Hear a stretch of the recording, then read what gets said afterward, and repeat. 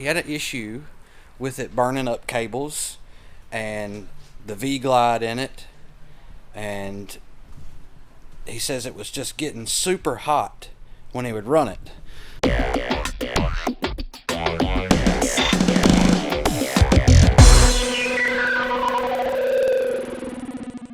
Welcome to another episode, Car Smart TV. Of course, I'm Jason, and I have a good one for you guys today. It is one of my more favorite things to do when it comes to an electric golf cart. So, to the golf cart we go. It is a Club Car DS. Let's go over here and find out what year it is. Like it is a 2001.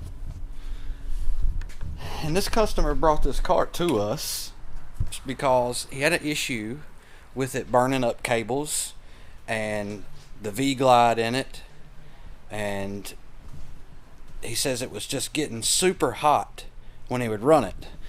It's a 36 volt system that someone before him had put 8 volt batteries in to make it a 48 volt system, and that's not going to work. So let's dive in right here and let me show you what we actually have in the cart now, and then I'll explain to you what we're going to do, and I'll lay out everything so all you guys can see what we use particularly to convert these carts from old to new. With this particular system, this thing has resistor coils for your actual speed from one end to the other. And right down there, you can see that terminal is burnt. The cable is completely missing because it scorched it all the way down the rail and back into the F&R switch. Okay, so your new style golf carts does not have this type of F&R switch. They have the little push button back and forth rocker. So what we're going to do is take all of this out, every bit of it gone, and we are going to put in the all new Navitas controller, the V-glide's going out of here too, the updated potentiometer is going to go in here with the controller. It's going back to 48 volts instead of 36, and we're getting rid of everything that has to do with this type of speed system back here, because we're going to take it to the solid state mode. So at this point, the man decided that he really wanted to go this direction because, for one thing, your charge port is the 2-prong crowfoot style, which means it's the old style. And I have a charger here that we can adapt 48 volts into this plug right here, so we can charge the 48 volt system. It's going to be pretty cool. You're going to see it step by step. I'm going to do everything I can to give you as much detail on this particular setup, because this is the state-of-the-art system that is coming out in almost every brand new golf cart on the market. Alright guys, first step, you're going to get all the batteries out of your way. Set them off to the side, especially if you're staying 36 volts. It's the same process, and you can do it 36 volts as well, so that you don't have to get a 48 volt charger. Still can use Navitas, and it brings it to the new style of system operations. So we're going to get these batteries jerked out of here, and then I'll proceed with what else I got left to get all this disassembled.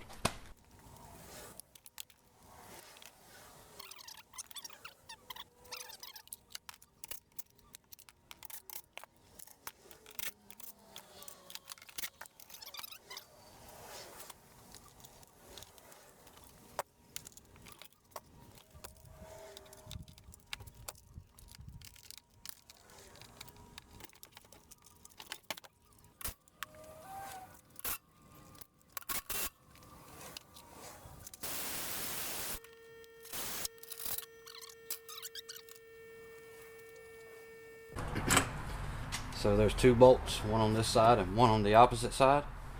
that you come underneath the V-glide and take loose the nut on both sides. It'll pull right out the way.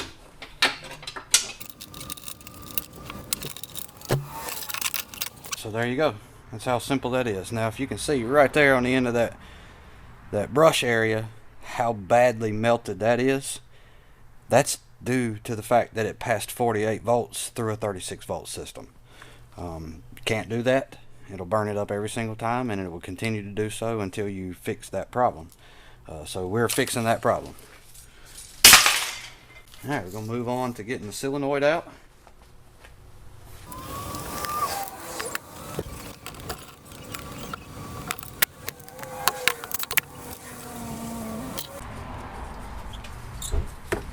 And there you have it.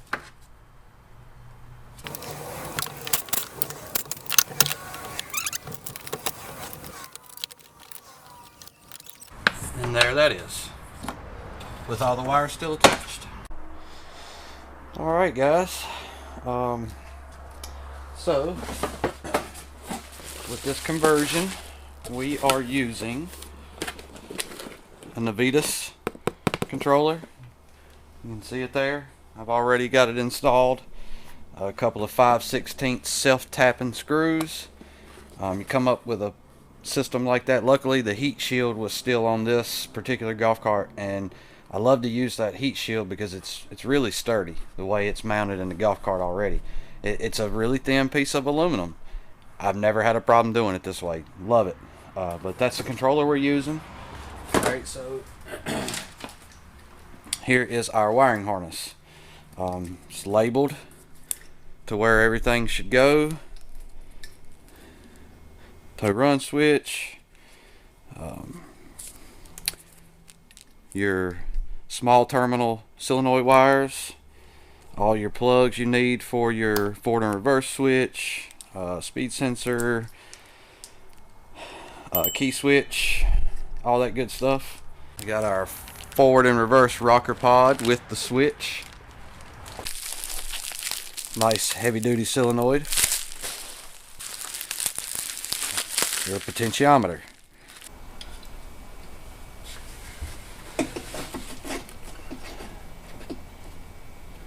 Alright guys, so the last thing you do when you're doing the conversion, when you're taking everything out, is going to be your motor.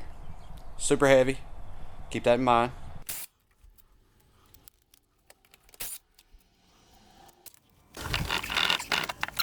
New motor. It is a Class H. That's either around the 8.8 horsepower or 10.3.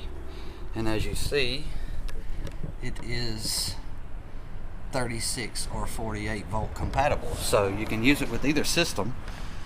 Really quality motor. We really like them in the way they operate with the Navitas controller. So this is what we're going to throw in, guys.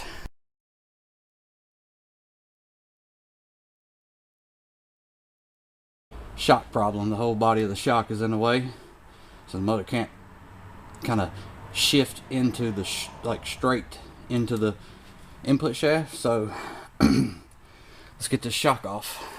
I did have to, and you may have to as well, because this old style golf cart has the old style lift kit blocks on it. They are so wide that when you put the shock plate up here for the shock to be bolted back to, the nut gets stuck on this block. So this old style stuff, you have to take and remove the whole thing like you was disassembling to lift it again, except for you don't have to move the rear end at all. You just need to get this up and this way so that the clearance for the bell, the end cap here of the motor, don't slam the shock. And you can see here now that it's in, I've got plenty of room between here, so we're definitely not going to have any rubbing. But sometimes you might have to do that because the upgraded motor is a little longer. It's a little, just a smidge bigger in the magnet size and stuff like that. So just keep that in mind when you're doing the motor install. But there you guys have it. Alright guys, so now we got the controller in, the solenoid bolted up, the motor in. It's time to move into our potentiometer getting put in. This is your potentiometer, and at this point we generally use the rule of thumb that we start at the third hole down. You can move it to the fourth hole if you need to, but this is generally where we're going to start at. So you're going to put your snap link in so that your throttle rod will be in the right position. Alright, so there's your good shot of the snap link being in place. The rod will push it this way for throttle. And at that point, you just come over here just right where the V-glide was, or whatever you have there. You're going to take your throttle rod, you're going to bring it to your snap link. It's not going to match up to start with if you push it all the way forward. So you slide your whole potentiometer back to the throttle rod.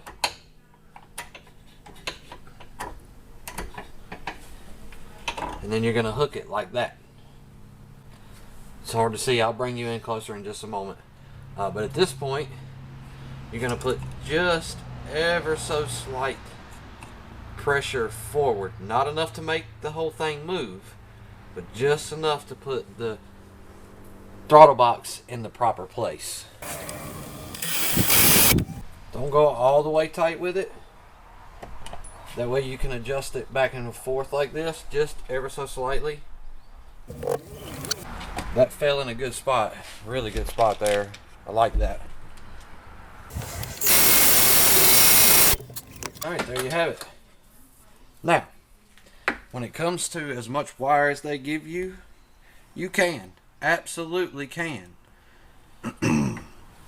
Cut your jacket back and make it short by reattaching your plug, and that way it's not a whole lot to have to pile up in here like so and zip tie. So once we get to that point, I'll show you guys what we do with that. Alright guys, there is the throttle box, potentiometer, hot box, whatever you guys want to call it.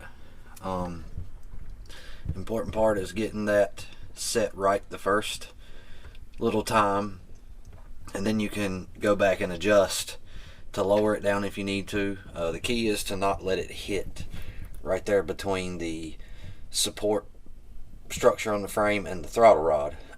So right now we're looking pretty good on the height wise. I think I got plenty of clearance. We'll find out soon enough.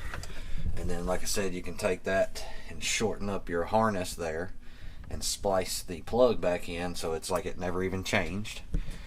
And then we're going to move on to give you a better shot of where the solenoid I put. Passenger side, I like to lay it down just like that. Makes it easier to plug in and unplug if you ever have to change it. And then of course our nice beefy motor back there. Now we're going to move on to getting the dash panel out right here. So that we can run the wiring harness up behind the dash and get it all hooked up to the key switch.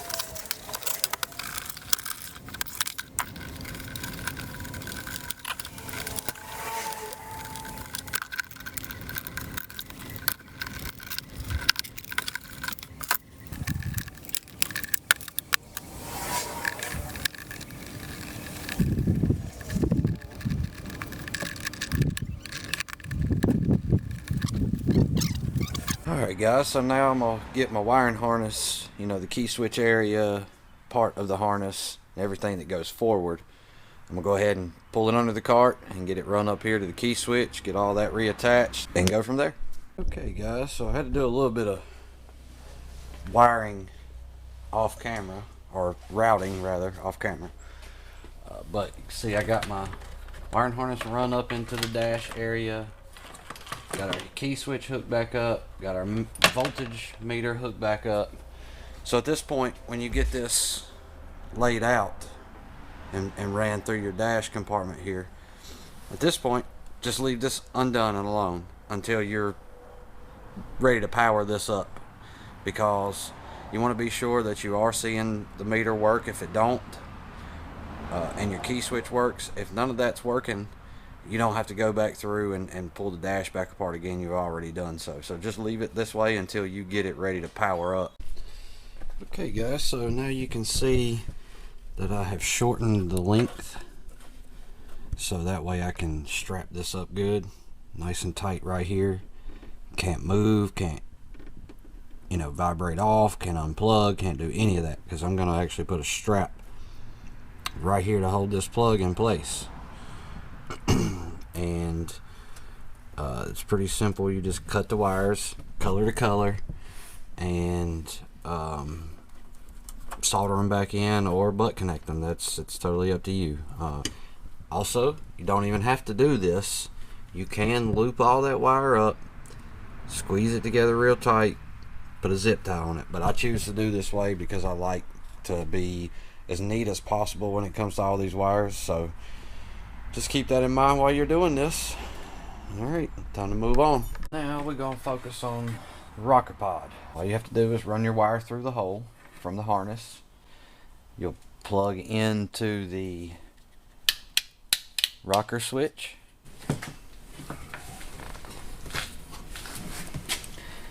Now I'm going to just finish up going underneath the cart and zip tying the wiring harness to the chassis all the way back to the front panel here. And then we'll go back and tighten up all our lugs on the controller, all the bolts and nuts on the motor, and then here on the solenoid, and that'll take care of that. That way you don't forget to tighten it all back down.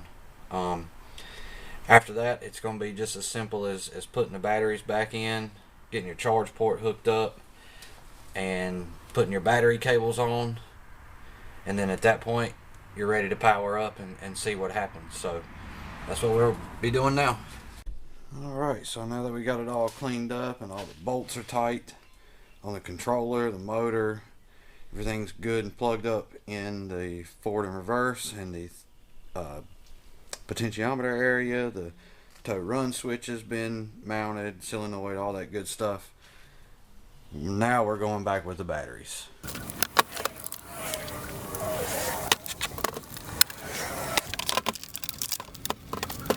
Okay, so I got all the battery cables put to the batteries and everything ran right this moment where it's supposed to be. And at this point we're going to get our old handy dandy voltmeter out and we're going to check this pack voltage to see what it is first.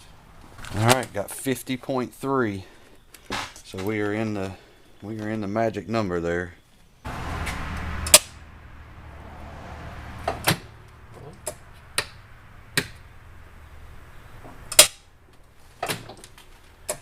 It's alive.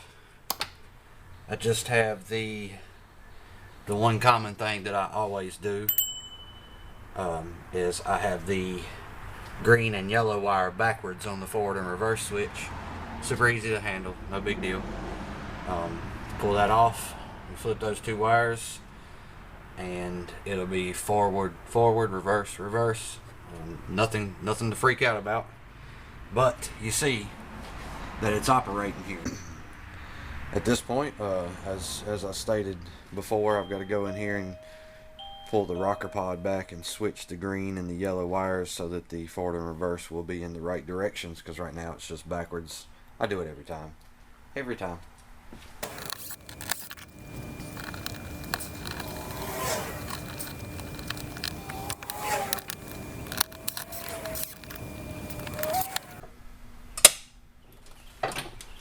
That's forward. And there's reverse. Alright. We're good there.